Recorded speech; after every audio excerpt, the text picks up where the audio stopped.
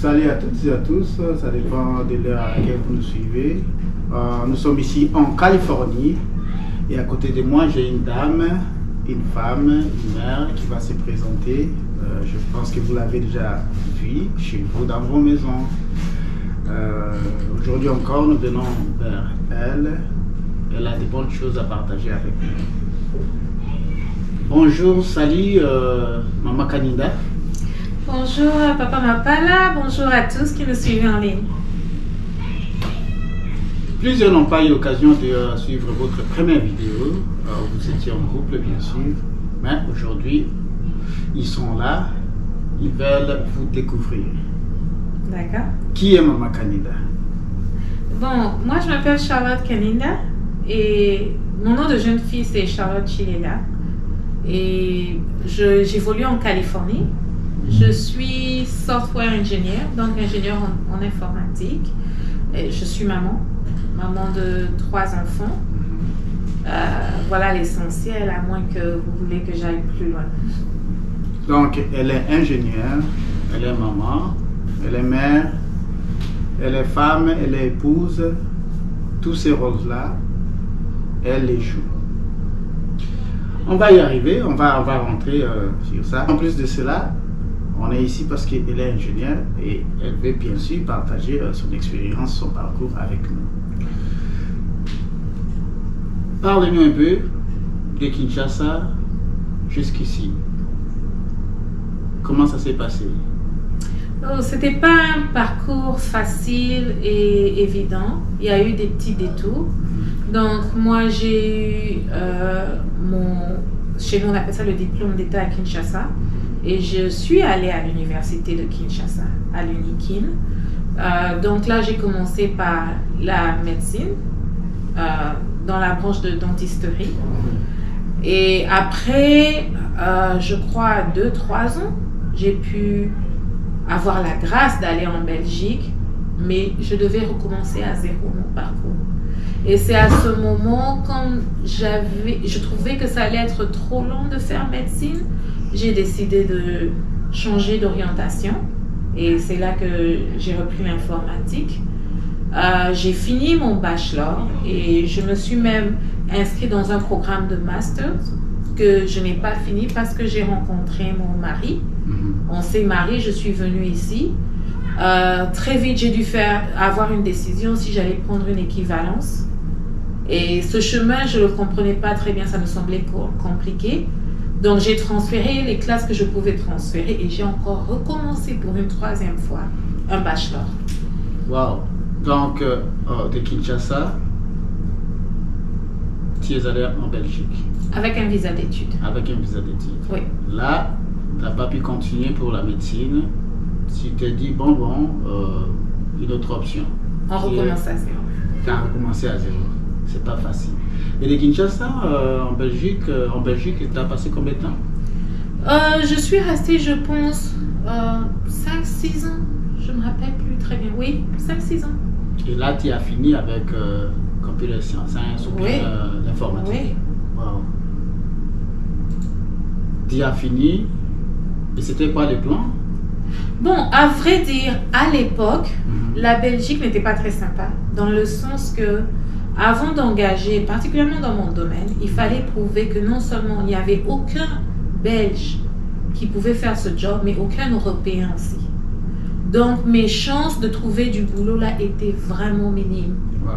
Et d'ailleurs, j'ai dû prendre un travail dans les call centers parce que je ne trouvais pas dans mon domaine. Et voilà quoi. Wow. C'était ça ma réalité. Et j'ai rencontré mon mari. T'a poussé à réfléchir un peu plus loin, à te dire que bon, s'il y a une option qui se présente, pourquoi pas sauter là-dessus? Ah mais non, pas du tout. J'avais l'intention de continuer à me battre. J'étais anxieuse, mais j'avais l'intention de continuer à me battre. C'est juste que Dieu m'a surpris avec le mariage à cette époque, qui a fait que je suis venue aux États-Unis. Et c'est comme ça que ce chapitre a été tourné. Mais dans ma tête, j'avais pas vu ça venir au départ. Ok. Donc, de Kinshasa, sa ville natale, Arrivée en Belgique, après 5-6 ans, elle a fini ses études en informatique aussi en Belgique. Après quoi, voilà, un an, je vais venir lui dire que bon, ta place, c'est pas ici. On va l'écouter sur ce point-là aussi. Oui, c'était une décision très difficile à prendre. Très difficile à prendre. De la Belgique, tu es arrivé ici. Ouais. Tu as mentionné que tu allais faire l'équivalent et ça n'a pas marché. Tu as décidé de reprendre les cours. Ouais. Tu es encore allé à l'université. Ouais. C'était comment? Tu es francophone, mais ici c'est aux USA, aux États-Unis d'Amérique. C'est un pays anglophone, un système anglophone. C'était comment? Oh, ce n'était pas facile du tout, je vous l'avouerai. Donc, premièrement, c'est pas que je n'ai pas voulu faire l'équivalence, mais j'ai dû avoir à faire un choix. Et j'ai cru que ce serait plus facile de recommencer et transférer les classes qu'on me permettrait de transférer. Mais ce que j'apprécie, c'est que quand j'ai dû recommencer, j'ai beaucoup appris. À mon humble opinion, les cours d'informatique sont beaucoup mieux structurés ici. Donc, quelque part, j'étais contente et je pouvais rectifier beaucoup de lacunes que j'avais. Donc, quelque part, je ne voulais pas recommencer, mais quand je me suis sentie obligée de le faire, je bénis le Seigneur. Parce que des fois, on a l'impression que 4 ans dans une vie, j'ai dû y donner encore quelques années. 4 ans, 2 ans, 1 année, des fois, on a l'impression que c'est trop. Mais pour ce que j'ai appris, je suis contente. Bon, le problème, c'est aussi que je commençais mon mariage. Je commençais ma vie de mère en même temps. Comme vous l'avez dit, je ne parlais pas vraiment anglais. Je pouvais me faire comprendre. Mais je ne voulais pas aussi me donner le temps d'aller faire un programme d'anglais. Donc, j'apprenais sur le tas. Et j'avais vraiment du mal à m'exprimer. Voilà encore une question qui me vient à l'esprit. Et je pense que ceux qui nous regardent aussi ont la même question. Une femme, dans sa jeune jeunesse, trouve un mari. Pourquoi encore se tracasser pour rentrer à l'école? C'est pas un peu trop exagéré? Bon, c'est peut-être une question de mentalité, mais moi j'ai grandi comme ça. C'était un chemin absolu. Donc je devais étudier. J'ai jamais appris à réfléchir autrement. Et je crois que mon mari aussi fait du même fabrique. On ne s'est jamais posé la question de faire autrement. Je devais étudier. C'est ce que je connais.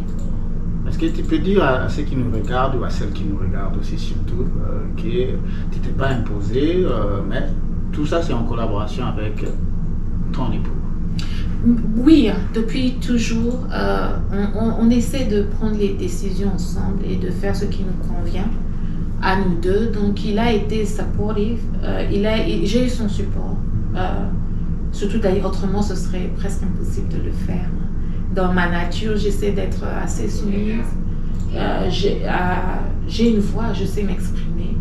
Mais à la fin, on doit accorder nos violons. Ok, oui. Merci beaucoup. Toujours en accord avec son homme ou sa femme. C'est comme ça qu'on peut avancer ensemble dans ces voyages qui est un voyage de vie. Oui. Kinshasa, Belgique, et puis Belgique, ta destination finale ici aux États-Unis d'Amérique et effectivement particulièrement en Californie. Oui. Pourquoi computer science? Pourquoi l'informatique? Parce que c'est un domaine où on ne trouve pas beaucoup de femmes, beaucoup de filles. Pourquoi choisir l'informatique? En tout cas, j'aurais aimé avoir une meilleure raison, mais la raison est très banale. La première des choses, c'est que mon père trouvait que je m'ennuyais facilement. Donc, il essayait déjà depuis Kinshasa à m'exposer à des cours d'anglais et des cours d'informatique pendant les vacances. Donc, j'étais déjà un peu exposée à ça. La deuxième des choses, c'est que je n'avais pas très bien compris c'était quoi l'informatique. En fait, les cours que mon père m'avait fait prendre, c'était bureautique.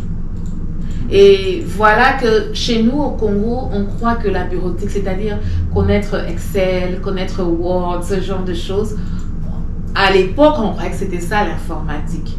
Donc, en prenant l'informatique, pour être sincère, j'avais pas compris la profondeur J'avais pas compris le challenge. Et je croyais que ça aurait été beaucoup plus facile et beaucoup plus rapide que la médecine. Donc, comme j'y avais déjà été exposée en partie, j'aimais bien. Et puis, la troisième des raisons, c'est que ça faisait le buzz. Tout le monde pensait que l'avenir allait vraiment avoir besoin des informaticiens. Donc, ça semblait être une bonne idée. Et te voilà à l'université, informatique comme option, tu as fini tes études. Mais en même temps, tu n'étais pas que femme ou épouse, mais en même temps, tu étais mère. Comment tu t'en sortais? Études, mère, épouse, femme, étudiante, et tout ça. C'était comment ça? Vous savez, c'était un truc où il fallait avoir un mental d'acier et se dire que tôt ou tard on va finir. Il fallait être très organisé. Et j'avais aussi le support de mon mari. Je l'ai fait d'une manière qui était... Ça aurait pu être traumatique, mais je savais parce que je faisais toutes mes maternités. J'ai 3 enfants. Je les ai tous eus pendant mon bachelor, un à un. Wow. Et j'avais l'impression que chaque fois que j'avais un examen, mes finals, ma fille tombait malade. Un gros rhume, une grippe, des fièvres. Et comme je le dis, la maternité, après, tu ne peux pas te lever et rentrer le lendemain. Donc, il y avait des petits temps où je ratais quelque chose toujours. C'était pas facile. Et j'avais commencé au départ, j'étais étudiante. J'avais des merveilleux points. Et à un moment, je devais un peu relâcher, tomber un peu dans les B+, A-. Parce que je me rappelle même 1 ou 2 fois, j'ai eu même un C ou quelque chose comme ça. Parce que j'avais toutes ces obligations. Et ça me touchait dans ma fierté propre. Il fallait toujours prendre soin des enfants, prioritize. Donc, il fallait trouver une balance. Mais l'essentiel, c'était de garder les yeux fixés sur l'objectif. Parce que vous savez ici, la disparité des salaires entre quelqu'un qui a fait un bachelor professionnel et quelqu'un qui ne l'a pas fait, c'est énorme. Donc, l'enjeu, ça valait la peine. Ça valait la peine. Et quand il t'arrivait, parce que ça arrive à toute personne dans son parcours, quand il t'arrivait d'abandonner, qu'est-ce qui te motivait, à part le fait que tu as ton mari qui a toujours été là, qu'est-ce qui te motivait encore de plus au-dedans de toi? Moi, pour moi, j'ai eu des parents exemplaires et c'était clair dans ma tête que j'allais finir. Donc, je n'abandonnais pas vraiment, mais je devais arrêter un petit moment pour la maternité. Je travaillais jusqu'à la fin de mes grossesses. Des fois, le banc qu'on a, c'est une chaise et mon ventre ne suffisait plus dans le banc. J'étais là jusqu'à la fin et je me donnais un petit temps après avoir accouché. Et quand j'accouchais, je choisissais un daycare juste à côté de l'école. Donc, je me lève le matin. Ça, c'est notre chose que j'ai dû apprendre. C'est la garderie. La garderie de l'enfant. Oui, il fallait emmener l'enfant à la garderie. Et donc, je choisissais une garderie à côté de l'école. Je déposais mon enfant, j'entrais à l'école. Donc, j'ai dû vite apprendre à conduire parce que je ne savais pas conduire au départ. Et après, je vais récupérer mon enfant, on rentre. Et ma technique, c'était d'étudier les cours à l'avance. Donc, j'étais très sérieuse, très disciplinée. Et puis, quand je me présente en classe, avant même, je connais déjà la matière. Je suis là pour une révision. Ça me permettait d'étudier moins, en fait. C'était une stratégie qui marchait. Et puis, je pouvais poser toutes mes questions. Dès que le prof arrivait dessus, je posais mes questions. Et avant l'examen, je devais étudier une 3e fois. C'était ma stratégie. J'étais sérieuse dessus. J'avais mis beaucoup de choses de côté. J'avais pas trop de vie sociale. Un tout petit peu, pas trop. La discipline. La discipline, une très forte discipline, une très forte volonté. À celle qui te regarde, à celui qui te regarde, qui est déjà engagé sur ce chemin-là, que ce soit études, en même temps marié, parents, mère ou père, mais il n'en peut plus ou bien elle n'en peut plus. Un petit mot d'encouragement. Parce que tu es passé par là.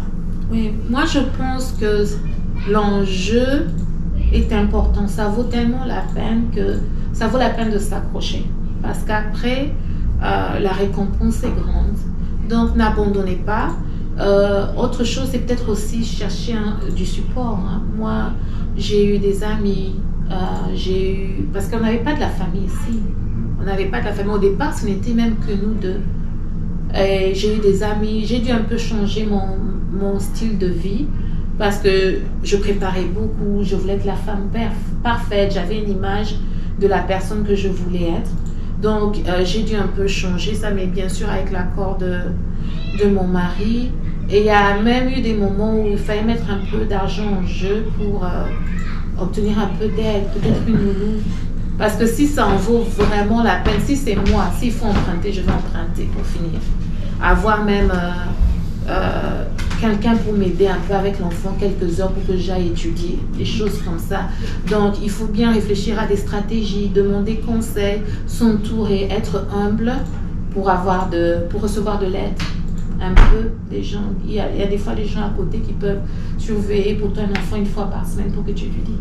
Ok, oui, merci beaucoup pour ces conseils. Femme ingénieure congolaise, une fierté pour ton pays d'origine qui est la République démocratique du Congo. Une fierté aussi pour l'Afrique, toute l'Afrique. Une fierté aussi pour toutes les femmes africaines ou toutes les femmes du monde qui nous regardent et qui te regardent maintenant. Ça t'est fait grossir la tête, c'est un signe d'humilité quand on dit que la première femme ou la seule femme ingénieure congolaise en Californie, ça te dit quoi? Bon, la façon dont j'ai été éduquée, c'est qu'on ne se prend pas la tête pour quoi que ce soit. Donc, je suis toujours simple. Et je sais que c'était pas un parcours facile et tout. Et je sais qu'à un moment, j'ai dû même mettre ça de côté. J'ai pu revenir plus tard. Donc ça me donne un sens de l'humilité. Mais quand même, je suis quand même quelque part fière de mon parcours. Je suis fière d'avoir fait ça. Si je vous raconte par quoi je suis passée, moi, je ne croyais pas beaucoup en moi. Il y avait des moments de ma vie, si on m'avait dit qu'un jour j'allais faire les études que j'ai faites, je n'aurais pas cru. Donc, je sais d'où je viens, je garde les pieds sur terre et voilà. J'ai mes objectifs, c'est à moi, c'est moi. C'est pas comme ça que tout le monde doit mener sa vie, mais si les gens me demandent comment j'ai fait, je suis prête à partager. Merci beaucoup pour ton temps, merci pour avoir partagé avec nous les hauts et les bas de ton parcours qui n'a pas été facile. Un mot de la fin à seules plusieurs de nos sœurs, de nos femmes, de nos amis féminins sont hésitantes, non partantes, alors qu'elles ont les cerveaux capables de suivre ton chemin. Qu'est-ce que tu leur dis? Bon, moi j'aimerais d'abord parler de la persévérance et savoir avoir de bons objectifs. Je voulais dire qu'il faudrait savoir observer ses ressources et faire de très bonnes analyses pour savoir ce qu'on veut faire dans la vie. C'est important. Et je trouve qu'il faut se prendre au sérieux. Moi, je me suis prise au sérieux assez tard pour découvrir que j'avais des skills. Par exemple, je suis très forte en maths. Et je ne le savais pas pendant un long moment parce que j'allais à l'école, je m'amusais. J'ai découvert ça, j'étais surprise. Alors, se prendre très au sérieux, faire des analyses. Quand on veut aussi faire quelque chose, demander aux autres ce qu'ils font. Essayer de trouver des gens qui ont fait des choses auxquelles on s'intéresse. Causer avec eux, les prendre un peu comme mentor. Quelqu'un qui est passé par ce... Et ne pas prendre seulement les conseils des gens qui n'ont même pas fait ce qu'on veut faire. Ils ne savent même pas comment ce chemin est. Non, allons prendre des chemins, surtout si les circonstances sont à peu près les mêmes. Peut-être que la personne n'a pas fait la même section, mais peut-être que tu es mère et elle est mère. Ou tu débutes une vie de famille, mais il y a l'opportunité d'aller étudier. Est-ce que tu vas y aller? Alors, dans ce cas, il faut aller à la source, voir des gens qui ont fait ça, poser des questions. Ça, c'est de 1. Toujours dans la persévérance, savoir se donner les moyens de réussir. Savoir miser sur soi. Parfois, c'est pas évident, mais je connais une femme, par exemple, non seulement elle étudiait à crédit, elle prenait des crédits pour vivre parce qu'elle croyait qu'elle allait finir avec son PhD. Et c'est ce qu'elle a fait. Et elle et son mari, ils n'avaient pas de income, de revenus, mais ils faisaient tout à crédit, absolument sûr qu'ils allaient finir avec leur PhD et ils seraient des quelqu'un. Oui. Voilà. Donc, croire en soi, miser dessus. Et je comprends, hein, les métiers, c'est pas mauvais. Mais si on a l'opportunité d'étudier et d'avoir un meilleur salaire à cause de ça, ça vaut la peine. Ça vaut la peine de le faire. Donc, c'est un peu ça. Pour ceux qui sont encore célibataires, faites le maximum. Faites le maximum quand vous êtes chez les parents, dans la famille et tout. Et après, vous pouvez continuer. Pour ceux qui sont déjà engagés dans le mariage ou dans la vie de famille, personnellement, je dirais, si vous avez ce désir d'étudier encore, je vous encourage, c'est faisable. Et surtout, ne regardez pas le facteur temps. Parce que dans certaines carrières, prenons ici en Amérique, on dit 6 figures. Les carrières qui payent bien, 1 année, 2 ans, 3 ans de travail là-bas. Ça vaut peut-être les 4 ans que tu as passé à ne pas faire tes petits jobs ou à faire des petits jobs mais à temps réduit pour atteindre ses objectifs. Donc moi, c'est juste encourager. Pour ce qui est des études, j'ai une pensée qui est assez controversiale. Pour moi, le mariage était très important et être mère, c'était très important. Les études, ça venait en 3e lieu. C'est pas pour tout le monde, mais il y a une horloge biologique. Donc moi, je voulais faire ça plus tôt. Et c'est comme ça que mon chemin était un peu difficile. Mais j'ai mes enfants, j'ai fini mes études et j'ai mes enfants. Le dernier point qui était important pour moi, c'est que quand j'ai commencé ma carrière informatique, en informatique, je ne m'en sortais pas. C'était beaucoup de travail. Je travaillais tout le temps. Mon mari est aussi software engineer. On est tous les deux dans la même Dans ce mari, c'est un couple de 2 ingénieurs. Ils sont tous des Congolais. Voilà. Une fierté pour le Congo, l'Afrique et tous ceux qui le prennent comme modèle. Merci, papa. Et voilà qu'on travaillait trop tous les deux. Et à l'époque, mon mari, il avait cette vision-là où il avait des bons souvenirs de quand sa maman était à la maison. Elle avait arrêté son travail d'enseignante et elle était à la maison. Et il en parlait des fois avec un de ses amis pour dire, mais oui, c'est vraiment bien quand la maman reste à la maison. Et moi, j'entendais tout ça pendant que je souffrais avec mes bébés, aller au travail. Et à un moment, j'ai dit, mais tu penses vraiment ce que tu dis? Il a dit oui. Étant une femme soumise, j'ai dit, bon, moi, je peux mettre une pause à ma carrière pour devenir cette femme-là parce que c'est trop dur. Et il a accepté et j'ai mis ma pause. C'est quelque chose qu'on a regretté après parce que les sous, ça ne suivait pas. C'était devenu très, très dur. Et voilà, on a eu à changer d'avis encore et j'ai dû rentrer. Mais le temps que j'avais mis dehors, je n'arrivais plus à trouver du boulot. Et il y a un homme sage qui m'a encouragée, qui m'a dit, maman, je te vois rentrer aux études. Rentre aux études, va faire même... Lui, il voulait même que je fasse PhD. Je vais faire... doctorat. Oui, j'étais son nom, je dis. Donc, c'est M. Mapala que vous voyez qui m'a poussé et encouragé. Notre ami, maman et Kate, ils m'ont vraiment poussé. Ils m'ont dit rentre aux études.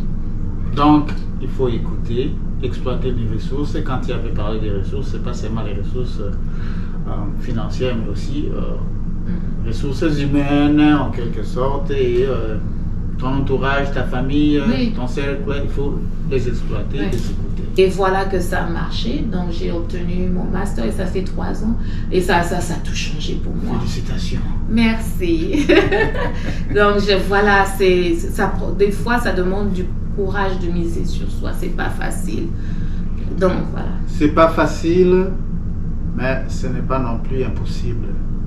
Il y a des gens qui sont passés par là, et il est passé par là. Tu voulais abandonner, n'abandonne pas.